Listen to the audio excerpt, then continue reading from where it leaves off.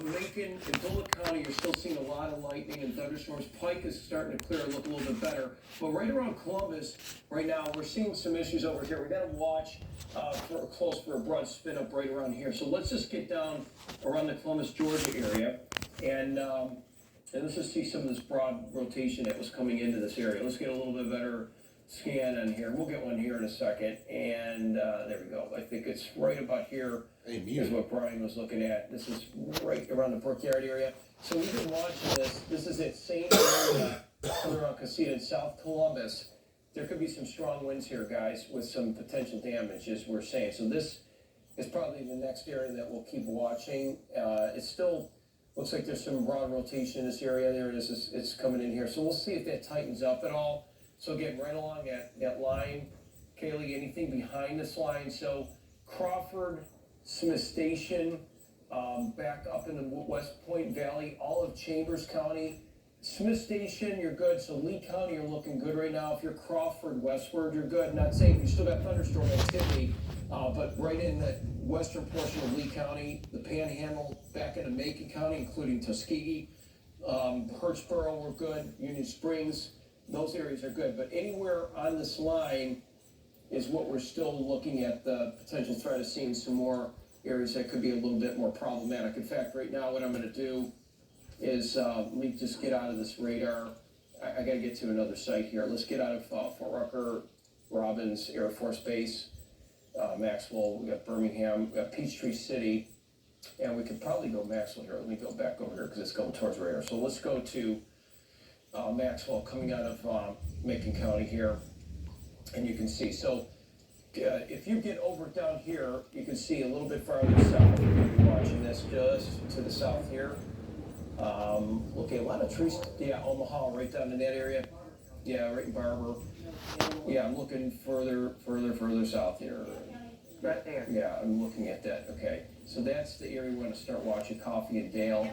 And it's right in that county line almost. This is hard to see that. Let's get the winds on here. So as we continue to watch this here, let's go to velocity here. This is what we're going to keep watching. So what we're doing now is we're dissecting these storms, and you can see the winds that are with this. I mean, you're talking 58 to 60, and that's got some broad rotation with it right now. So right around the Blue Springs, Louisville area, right along the area of Coffee, Dale counties as it's lifting north and east, and it's going into those Louisville, Blue Springs, Alabama State Route 10 in the southern Barber County. We need to watch that closely. But at this point, again, this is what we're going to keep looking at. Even over here, you can see some little minor rotation with this as well, Barber and Russell. You guys are still seeing that southern part of that, some strong winds. But anything west of this line, we're clear. But we do got a couple kinks along this line. We want to keep watching this right here. Is what we're talking about. This is northern portion of Barber, southern west portion of Russell County. These are two areas of seeing those little kinks, which have some strong winds on it too. So you could be driving and having hardly any winds, but then you get these embedded areas with obviously some rotation right along it, with at least some damaging wind. And this is all lifting north and eastward. So if we track these accordingly, the winds on this, are we still looking at about 50, possibly? Wind speed? Yeah, wind speeds on this whole. I may just retract this line. It's kind of lifting north and east. The last update was 50, but I would do a track. Let's do a track. Okay, it's been an hour, so let's just kind of get down a little farther south. That would take it to Victoria in this direction, lifting north and east. We go ahead and give a surface analysis here. And thanks for liking us, and of course on YouTube, and sharing this to give people information. They have lost power, and I know we had a little areas of lost power too, so we kind of get up here. Let's do this one more time, and hang on one second, and let's see. Hang it back over here for a minute. Let's get back into one. This computer, I feel we may have to take our show down here in just a second. Next one. Let's just see here. So right here, and let's bring it back. You got your mics around. We hear you whispering. Or you can feel free to talk. That's fine, because you guys get something on this. Okay, so 47 mile per hour wind. So we're about 47. So we're just under 50. And let me just see if it goes up this way. So let's take it here.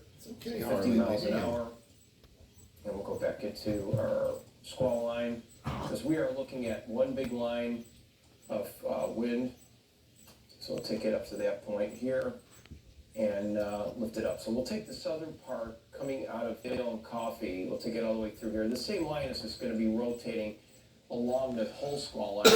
So Pier 4 bedding coming up about 45 minutes, less than 45 minutes, about 40 minutes. Columbus at 224, we're going to get another round. Columbus that, you're going to get another couple strong wind gusts here. Flat Rock area, and which would be about 31 minutes after, coming up in Midland, Georgia, and Midland, Muskogee, and probably Midland and the Harris eventually in Talbotton too as well. Let's take a look at that lightning out there. That's been the story too. It's considerable amount of lightning. We haven't had any reports of like anybody with issues with lightning. No house fires, nothing like that. We're doing really well, guys. If you're just joining us now on News 3, if you're waking up, we had a tree on a car, no injuries. So far, we're doing really good with the storm, thank goodness. Great to report. So you can see the winds out there, how strong they are. This is what we've been looking at. Like, this is 35 to 40 mile an hour wind gusts. Hasn't been much more than that I've seen. Reports. I don't think we've seen anything more than that. You guys, I don't know if anyone saw. I don't think there was a gust. Trees down Auburn. Yeah, Auburn. We had a mess up through Auburn with the same line. A lot of power lines and trees down in Auburn. So this has been mainly a wind event, not even related to the tornado warnings that we had. That was in portions of Northwest Chambers, Tallapoosa County. We had a tornado warning. Troy was hit hard though. We want to go back to Troy. Troy, there's a lot of damage down in Pike County, Alabama. When that same tornado was confirmed, we saw the debris signature that was lifting north and east. It was a dangerous tornado labeled as it got into that metropolitan area. So those are the areas, again, like we said before, you don't know where it's going to be. It's going to hit one area. That's the area that's damaged, and all it does is take one. Compare this to what happened yesterday farther west. Definitely not as numerous or widespread. So that's the good news. If you're waking up with us, you're up with us this morning. If you're, of course, on YouTube, we've been streaming. You can keep that as your power source. Q107.3 FM, our PMB broadcast partner is also streaming. And, of course, WRBL.com. And we've got everything we can on social media that we're keeping you up to.